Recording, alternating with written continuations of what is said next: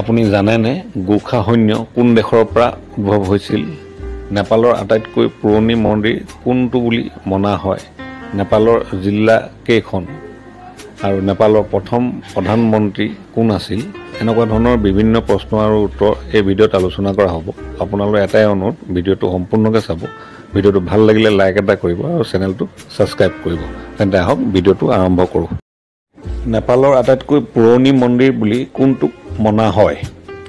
Option A Pashupatinath মন্দিৰ, option B Janaki মন্দিৰ, option C মনোকামনা মন্দিৰ আৰু অপশ্যন ডি বুদ্ধনাথ স্তূপ।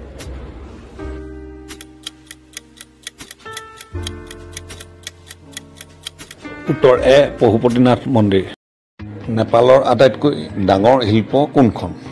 অপশ্যন এ তথ্য প্ৰযুক্তি, অপশ্যন বি পৰ্যটন, অপশ্যন চি খনন আৰু অপশ্যন ডি গাড়ী।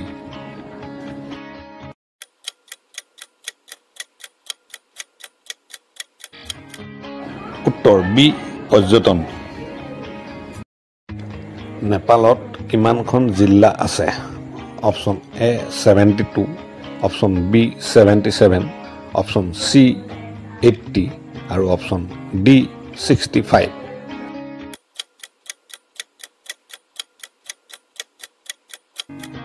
উত্তৰ বি 77।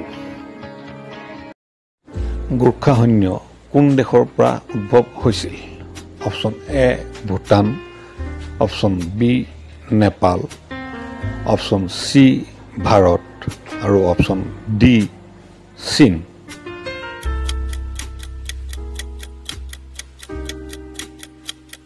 উত্তৰটো হ'ল বি নেপাল। নেপালৰ মুখ্য ধৰ্ম কোনটো? অপশ্যন এ বৌদ্ধ ধৰ্ম, অপশ্যন বি হিন্দু ধৰ্ম, অপশ্যন চি ইছলাম ধৰ্ম আৰু অপশ্যন ডি খ্ৰীষ্টান ধৰ্ম।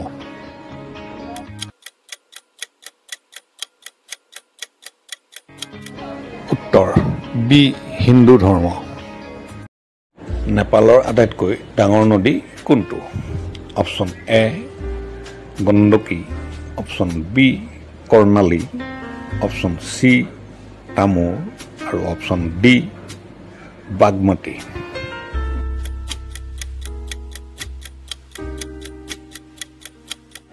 উত্তৰ বি কৰ্ণালী। নেপালৰ প্ৰথম প্ৰধানমন্ত্ৰী কোন আছিল? Option A Bishnu Sharma, option B ভীমেন থাপা, অপশ্যন চি পুষ্পকমল দাহাল আৰু অপশ্যন ডি কেপি শৰ্মা অলি।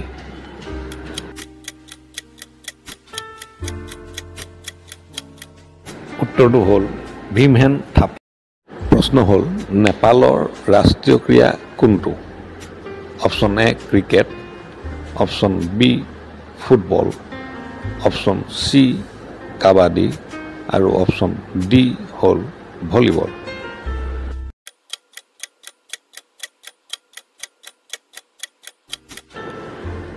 উত্তৰটো হ'ল চি কাবাডী।